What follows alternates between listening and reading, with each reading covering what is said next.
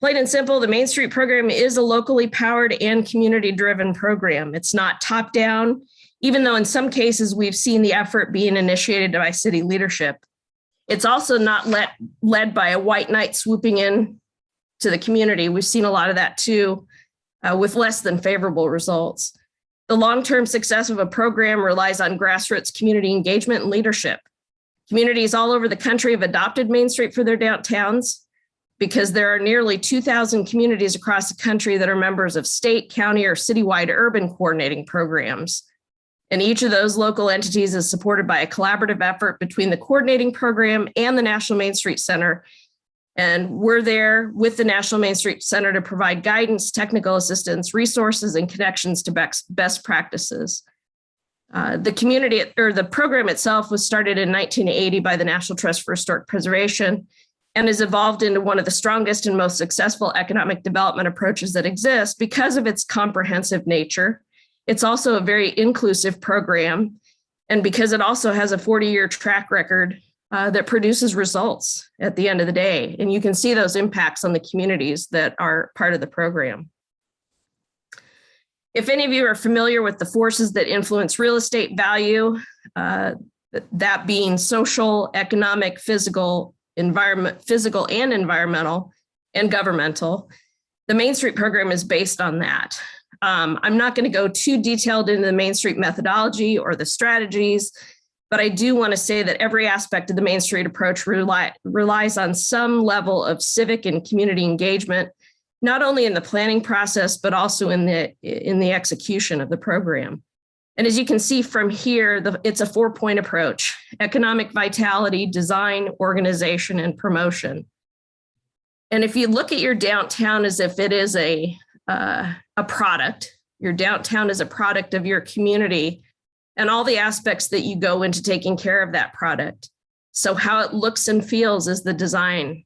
The economic vitality is how is it generating economic value for your business, or in other words, for your community. The organizational aspect are all those pieces that go together to be able to do the economic vitality piece and do the design work. And also then the promotion as well. And the promotion is, how do you promote that product? What is the image that you're putting out there? What is the look and the feel, and getting people to come into the downtown district? So you're working on it as if your downtown is your community's product. And you can see from the little subcategories in there, all the activities that are centered around those 4 points. And that's why it's important to have a coordinating program as well as the national organization to be able to help communities walk through all of these details, because you're not just pulling out one thing and doing one thing. You're trying to do all of these things. And that's why it's important to have the support system and the information and resources that are out there so you can really make a solid effort at your downtown revitalization activities. There's 4 points or 4 types of downtown management organizations, not just Main Street. For the most part, though, if you look at this list, the framework for Main Street can really be adopted by any of these entities. There are also various companion organizations that support the work of downtown revitalization, but typically they aren't legally structured for the organizational management of the district. So here on this list are Main Street programs. They're typically 501c3 nonprofit community development organizations. Sometimes, in the case of several of our communities, they're embedded within another organization. It could be at City Hall, although that's rare. But a business improvement district is more common. The Chamber of Commerce Economic Development Corporation, the CVB, we've had a couple of those happen over time. They're really focused on downtown. They don't have any other distractions or other activities. They're focused on all the aspects of downtown. A downtown business association is typically a retail association. They primarily just do promotions and marketing. They don't focus on a whole lot of other things in the downtown because their interests are in getting people to shop. Business improvement districts are self-taxing. They're part of city government, and they're made up typically of downtown and property and business owners. There is state statute that outlines how these BIDs have to operate. And they're primarily just to, keep the downtowns clean and green, take care of the public infrastructure, and those sorts of things. In some cases, there are communities that use it for marketing and promotion, as well as the downtown business district management. We see a lot more of Main Street programs incorporated in with BIDs just because it's a good framework for those communities to adopt Main Street to better operate their BIDs. And then in Nebraska, we don't have this type of an organization, but it's a downtown development authority. Again, it's sort of like a BID, but the funding mechanism is a lot more different. It's more of a TIF district with downtown organization management using the tax revenue to eliminate slum and blight. There's other states around us that have this legislation and they have these tools. But again, because it's tied in with TIF, it can be quite controversial. So I don't know whether we'll ever see something like that in Nebraska. But, business district management is a 24/7, 365 proposition. A lot of communities only give it partial attention, unfortunately.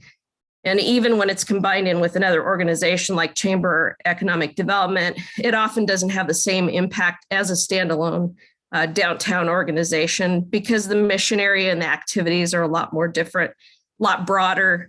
A lot of the time and resources are pulled away from downtown instead of focused on downtown. Main Street's been a program that communities adopt and become a part of because they want the framework to better manage change and sustain their downtown revitalization effort long term.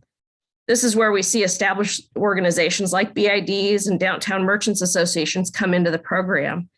It requires communities to commit to ongoing growth and change, but it's also something that communities have realized needs a support system beyond the community itself. That's why the coordinating programs and National Main Street program are important to the local efforts because of what they can bring in the knowledge and support. If you've ever been to the most successful downtown business districts in the country, you'll feel the difference. There's the constant sense of forward motion. It's not just how they look, but there's a feeling and an attitude from business owners, city officials, customers, downtown leaders of support for each other, and a sense of that everyone is pulling in the same direction. The businesses are feeding off of each other. City officials can't say enough great things about their downtown and the people running their businesses. That's really powerful when you get out there. Board members and staff are constantly cultivating and engaging downtown businesses, city officials, and residents. You can see where the civic tie and the civic engagement is so vital and important to this. Everyone's extremely committed to the program. They're very passionate, resourceful, and creative.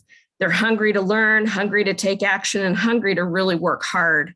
They're not afraid to ask for help, and they're in it for the greater good and not just for themselves. They really don't want to be like everyone else or everywhere else and know that their unique history and character is their golden ticket. Here are some of the tangible indicators of successful downtown revitalization. We're really focused more on outcomes and not outputs. A lot of communities focus on outputs and not outcomes. They're happy once the program is finished or the project is finished and they're done and they move on. The outcomes have a higher level of impact. They're also made on a very incremental basis. It's not just a one and done sort of thing. It's incremental growth over time from both an economic and social perspective. We really focus on helping communities grow their jobs and businesses, as well as retain what they already have. You really can't build a strong downtown starting from scratch. You really have to take the time to help the existing businesses and the existing people downtown, help them grow. And that will lead to, more people wanting to be in that place. Building rehab is a huge part of downtown revitalization, but also is getting them fully occupied. A lot of times communities have enough to maybe do the first floor, but not the second floor. But really when you have a fully occupied, downtown buildings and downtown spaces, for businesses, housing, and community uses, that has a higher level of impact on the community than maybe one space. That positive community attitude towards downtown, being able to change the public's perception of downtown district seen in a lot of communities, and especially those that come into the Main Street program when they're really in bad shape. Not every community coming into Main Street is in that position, but some of them are. And just being able to see the change in attitude towards the downtown, the people that are running businesses, the new businesses that come in and so on, that's huge and can be measured. But also the widespread community support. The community is more heavily engaged in the activities of downtown, included in the promotional activities and events that are happening there. People want to volunteer for the organization and are willing to put forth that commitment. The downtown organization is well run and very professional. That's something that we work with our communities very heavily on, because we want them to be sustainable over time and not just a short-lived task force or committee. They also have dynamic staff and leadership. And when you hear from Michael, you'll see that how that dynamic staff presence makes a difference, but also the diversity in age, diversity in culture, diversity in the types of people that are volunteering, all the way from professional folks to housewives and moms that are stay-at-home moms are all part of being a part of an organization like Main Street. The project funding is out there, the organizational funding is out there and sustainable, as well as growing. It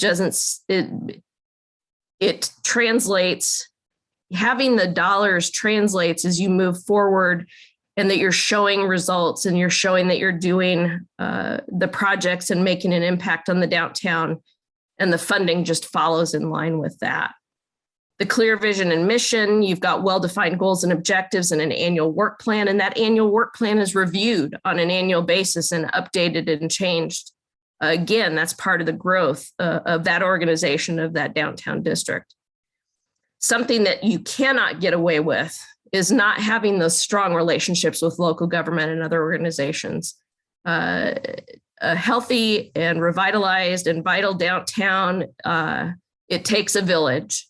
It's not just one small group of people in the community pushing for this and doing these projects and activities, but it's both the public and private sector, the organizations that are involved in the community, and having a collaborative relationship with those folks and finding ways where you can work together, not only for the betterment of the downtown, but the betterment of the community overall.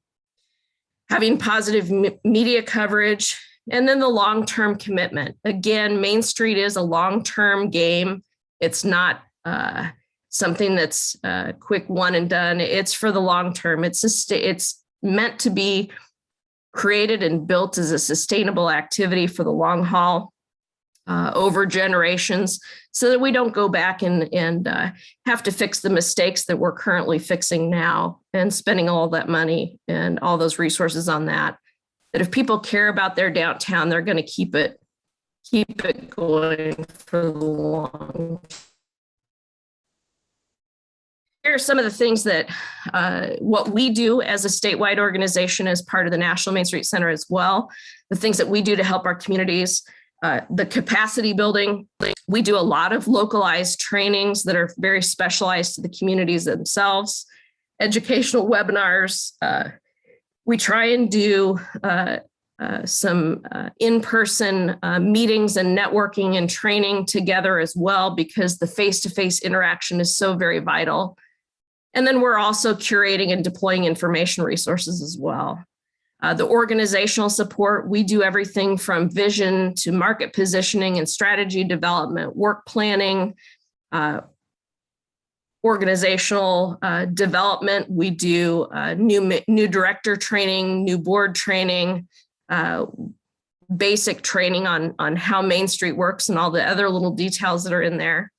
We provide facade and other design assistance, especially in the areas of historic preservation and planning. And then also we like to celebrate and communicate those successes with our communities through social media, and also working with local media to get the message out. And then we also have a lot of opportunities to connect with each other, both on the statewide level as well as on the national level. Main Street is one big happy family from around the country. and we're not afraid to share ideas and help each other out. It really is, it's a great network to be a part of, and very important for our communities. How can any community get involved in Main Street here in Nebraska? Well, we have several opportunities. We have our designated Main Street communities, and they actually have to meet some obligations at a higher level to be designated. They're designated not only on a state level, but also on a national level. And then we have opportunities for communities that are either just getting started or don't have the resources or capacity either now or in the future to be a designated Main Street community. Although some of these communities come in at the ground level and work their way up, but the network community members don't have to have as high a level of commitment to the program and are able to participate in all the programs and services and everything else. The rural network communities are communities that are under 1,000 population, and they basically are just the same as a network member community program. There's more information on our website about this. So if you want to dip into the secret sauce and learn how to do downtown revitalization and get direct assistance from us, then you can join the Main Street program through us. And the programs that are involved have a lot more access to more in-depth, detailed information and how to. And here's how you can find us online. We're on just about every social media channel possible, as well as having our own website too, so you can access some basic information and resources there. We share a lot of information and other ideas and programs through our social media. A lot of that we get from partners in other parts of the country, fellow Main Street communities across the country, and so on. So that's where you can find us. There's also some additional resources and thought leaders that are working in downtown revitalization. Obviously, our parent, the National Main Street Center, the Project for Public Spaces that some of you are probably very familiar with. They partner a lot with the National Main Street Center on projects, especially revolving around activation of public spaces. Urban Land Institute is another important resource here, especially when it comes to planning, zoning, and other regulatory issues with land use. Strong Towns, Revitalize or Die, and also the International Downtown Association, especially for those of you in larger urban areas. A lot of the work that they do is surrounding safe and active business districts in more urban areas. And I'll leave it to that, and we'll go over questions later, but I will go ahead and turn this over to Michael. All right. Well, thank you, Elizabeth, and thank you, Daniel and Nancy, for putting this all together. I'm Michael Sothan, Executive Director of Main Street Beatrice. We've got a few minutes here to kind of talk about just how this works really within the community itself. I don't have a presentation to necessarily share with you guys in that same way that Elizabeth just did, but definitely thought we could have a little bit more of a conversation just around different things, and I'll share with you guys some fun pictures. This is not today in Beatrice, but certainly makes us think that this isn't too far around the corner. But Beatrice, Nebraska, we're a town of a little less than 13,000 people. Really, sometimes people say that we're definitely within the shadow of Lincoln, and usually they look at that as a negative. But we've definitely been seeing a lot of different successes here of late, and a lot of that really does come down to really just being able to engage our own people, as people have been sharing with you here today. If we don't engage our community, we really don't find success. And these buildings, these businesses, they aren't repaired, they aren't started by the community or by like a city government or something like that. It's people. We need those people to be able to make these differences. And I apologize, this isn't easy to read, but just within, since 2016, so just within the last 5 years, by really trying to focus on more of kind of a people first and trying to provide tools and get those tools within the hands of individuals, we've really seen some success. Our downtown is home to 180 businesses, just a little over 180 businesses. We've actually seen a net gain of 30 shops over the last 5 years. Really, since the start of 2020, we're actually now at a net gain of 9 shops. This is a little bit dated, what I have here in front of you. We've had 9 shops open since the start of the pandemic. That's, we're really fortunate for that. Now, that's a net gain. It doesn't mean that we haven't been having losses. We certainly do see losses. We see challenges and things like that. But we've been seeing really good investments. We've been seeing activity that maybe people wouldn't think would be happening. This is also in the midst of fairly traumatic issues for the community and the county, as in, you guys have all probably heard of the Beatrice 6, and we're paying off a $30 million judgment due to the wrongful conviction of 6 individuals. And there's been stuff like that that's not been very positive, that really could crush a lot of communities and create a lot of divisions. And it's not saying that it hasn't created some of those divisions here in Beatrice, but by really trying to work together as organizations amongst civic leaders, we've really been able to change that conversation and really be able to capitalize on some of the successes that our community has been. Just last year, 2020, unfortunately, it got kind of overshadowed by the pandemic, but in March of last year, we were named Nebraska's Showcase Community of the Year. And a lot of that has really been built off of the efforts of just the community as a whole. And so Main Street Beatrice, we are a 501c3 organization. We have a 15-member board of directors. There's myself. I'm the only full-time staff member for our organization. We also have a part-time staff member with us. And we work really closely with County Economic Development, with Beatrice Chamber and our Gage County Tourism, our city government, even at times with county government and things like that. But we try to work as a team. And that hasn't always been the case. Main Street Beatrice has been around now for 25 years. I've been with the organization for going on 9 years now. And it's one of those things where when I got here, the Main Street, my previous director had actually threatened to sue every single city council member. She maybe had some rightful reasons to do so, but it was creating a lot of division. We had a lot of mistrust. A lot of our organizations were working very much independently from each other, very much territorial. It was not a good climate. Luckily for myself, I ended up coming in at a time when a lot of these other organizations also had fresh faces. We had changeover with chamber, with economic development, within city. We've found ways to start working together and start engaging our property owners, our business owners, other community individuals in different ways, using the tools that are available to us, such as just social media, face-to-face interactions, local media, just walking down the street, being seen, being present. But by trying to work together, we really did see things start to really turn for the better for us. We started seeing people actually have confidence in our community. And if you want to actually see some of these large, challenging projects actually get done, build local capacity. And by building local capacity, sometimes that's just being a cheerleader.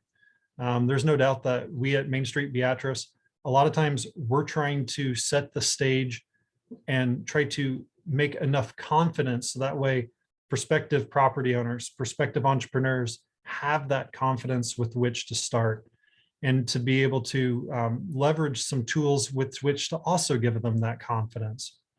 And so that's something that has really been our job. We could go into this in a lot deeper, but I know that we're running ourselves towards a time frame here. So that's just really kind of, I guess, just in conversational terms, a little bit of what we've done to try to capitalize on the Main Street program. As Elizabeth said, we are one of many communities across the nation. And so it's not like you're in this alone, although there's no doubt you get out of the program what you put into it. I'm fortunate that we had a very dedicated board of directors when I got here that was really, while they maybe weren't doing some of the things that we needed for long-term success, we were very event driven. we were an organization that had a great base, great foundations with which to really be a part of the transformation that's been occurring in Beatrice.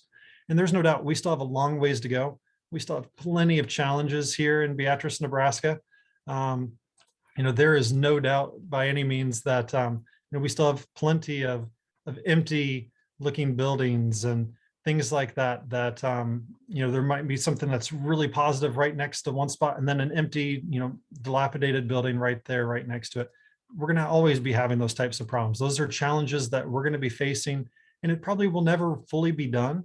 But by working together, we're certainly finding that we are having a lot more success, and certainly, having it be done in a way that's so much more impactful.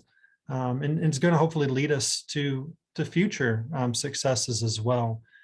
And this has been in a variety of things besides just economic development. It's engaging the community with things that they want. They want to see, whether that's events or recreational opportunities or little tiny things can sometimes make such a difference when you're trying to change perceptions, from signage to flowers to stuff like that. It can all be part of that initial part, but you still need to have a structure to work it behind it. So with that, I know we're coming up on times that you guys want to have opportunities for questions.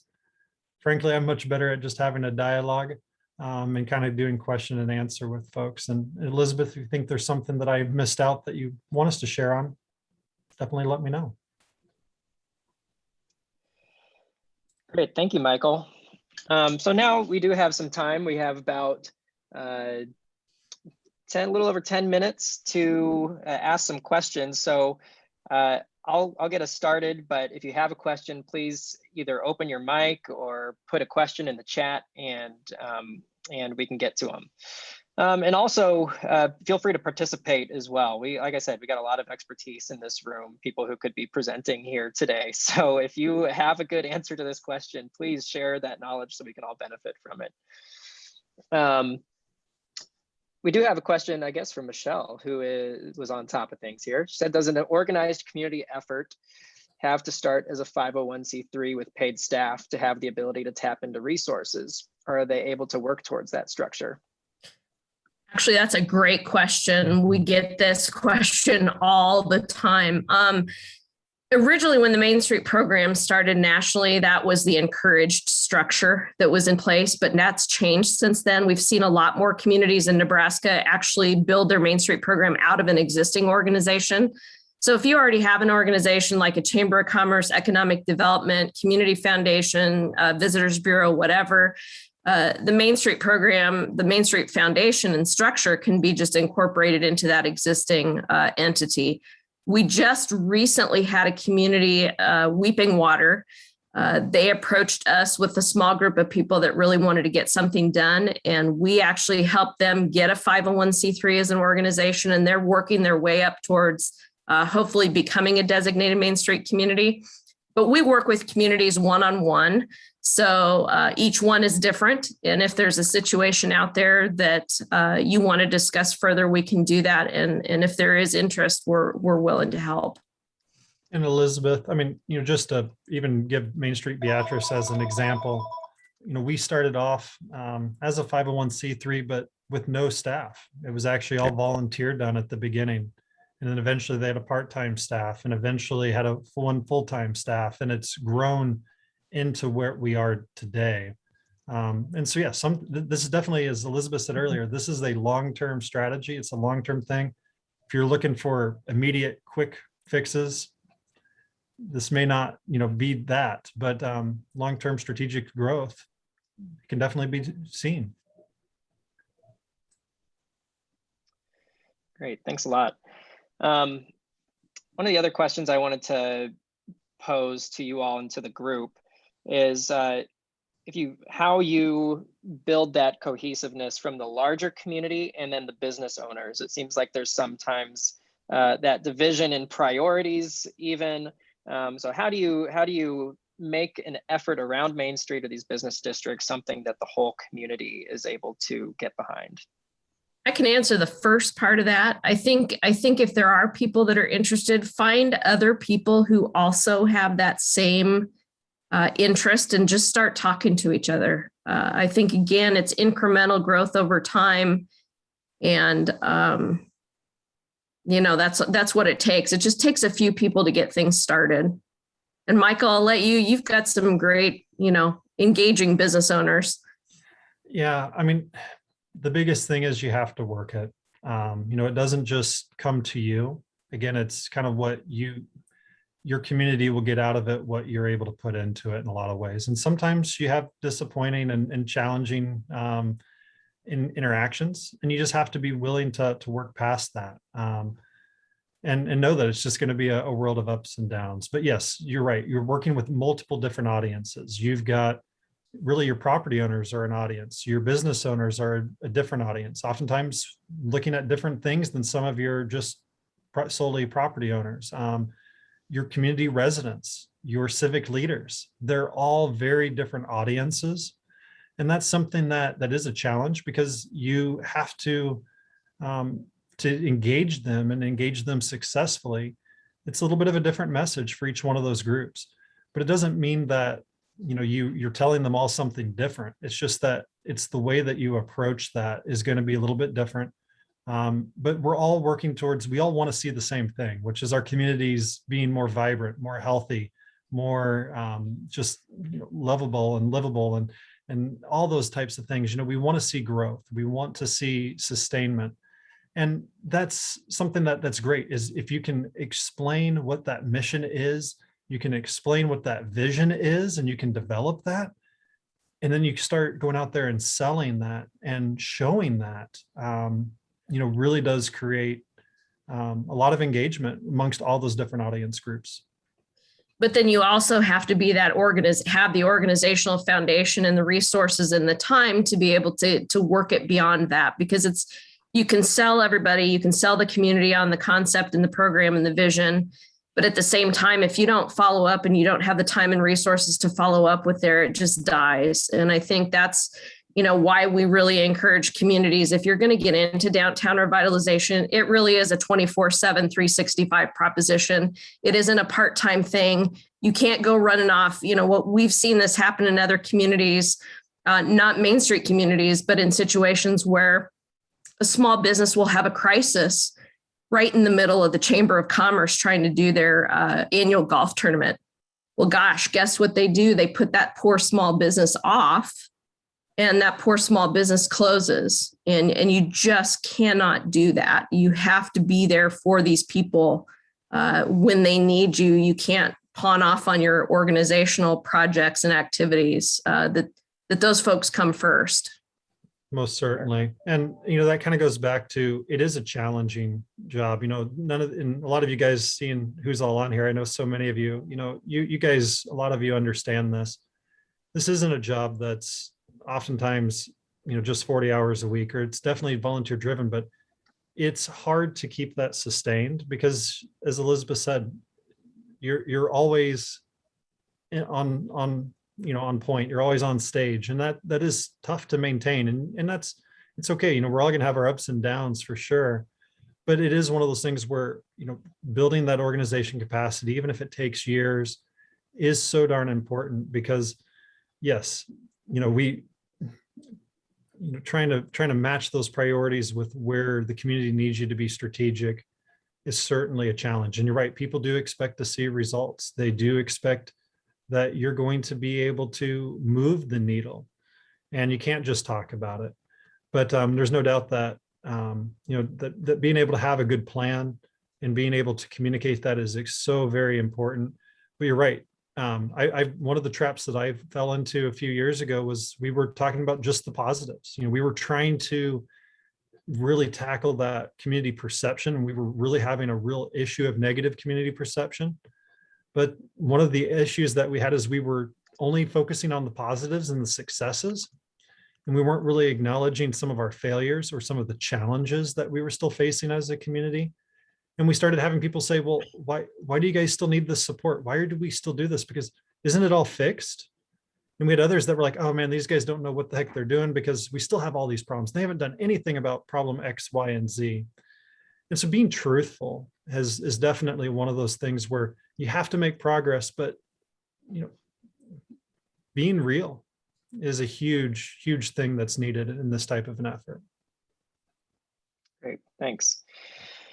We had another question. I'm going to post it in the chat. Are there best practices to discourage landowners, landlords from filling downtown buildings with cheap storage?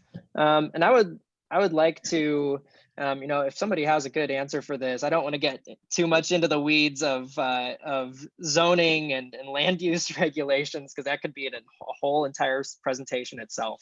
So if somebody has an answer to this question that they'd like to address in the chat, I'd appreciate that. I know we got some planners on here, cough, lol.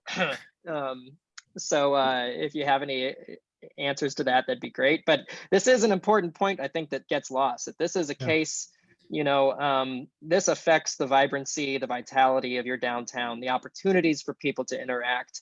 And so it is an important question. Daniel, let me take a real quick stab at it, just because it's Sure. something that we face day in and day out. This is something that I live each and every day. And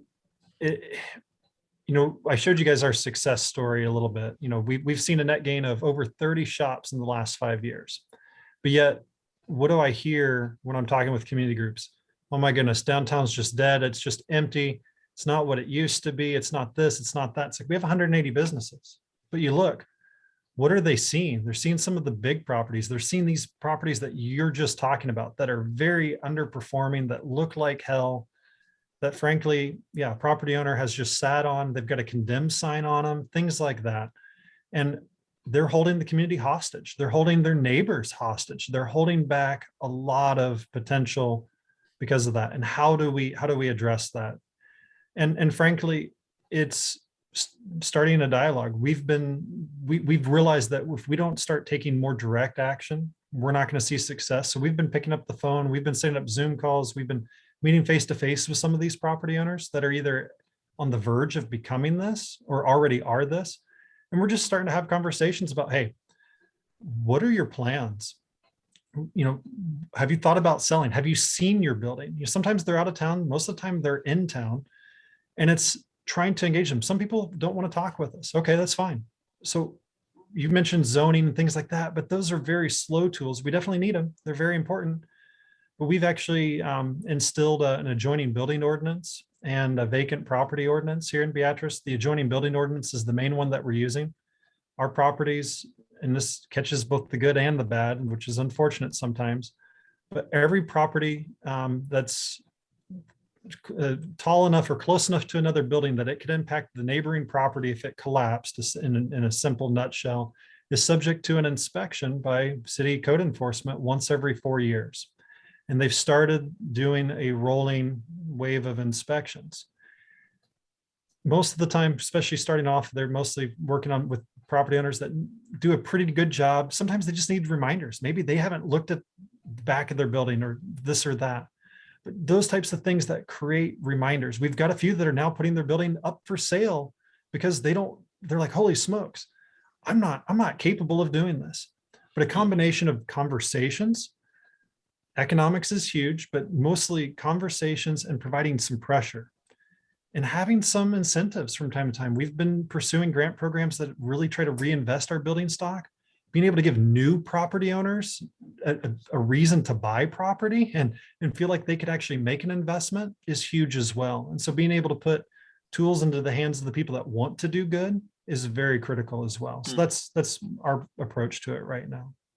And what's important here too is why Main Street Beatrice has been able to tackle these issues this way is through their connection with the National Main Street Network and the number of professionals and experts out there who have walked the walk and talked the talk for numerous years.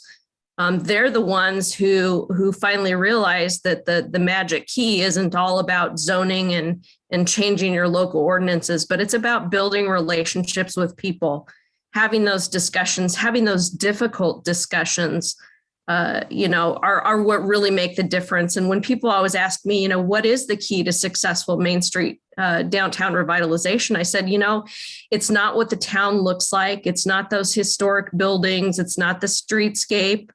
It's really truly comes down to the people.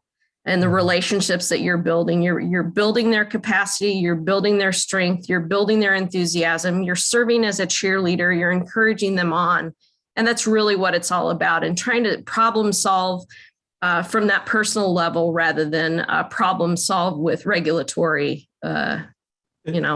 Yes, we see a lot tools. more success, but we also have to understand it might be 5 years, 10 years before you actually move that needle with that one property owner, or there's that, or maybe it's that they finally pass away and now you've got a relationship either with them, with their family, with someone else who's, again, with a potential developer who's like, hey, I'm going to buy that as soon as it comes up on auction, or whatever in the world it might be. But it's creating that network, because if those conversations don't happen and all of a sudden an opportunity comes up, we usually miss it.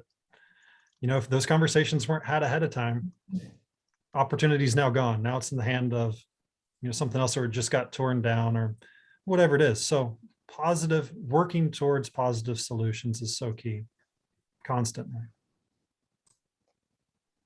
Great, thank you both. I think that's a great summary to end on. Of course, there's a ton more that we could talk about, but if anybody's interested in this, I've already had some requests for the presentation and the slides, and we'll have the recording that we caught available as well.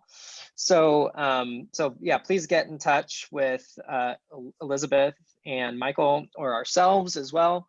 And Nancy has posted the evaluation for this session in the chat. So please take that to help us continue these webinars and continue to get better and address topics that are relevant to all of us. And get in touch with us at Civic Nebraska as well.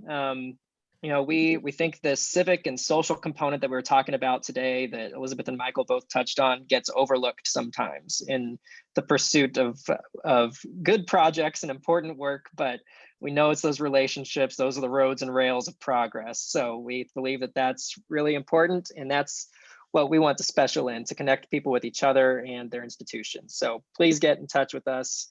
And thank you for joining us today.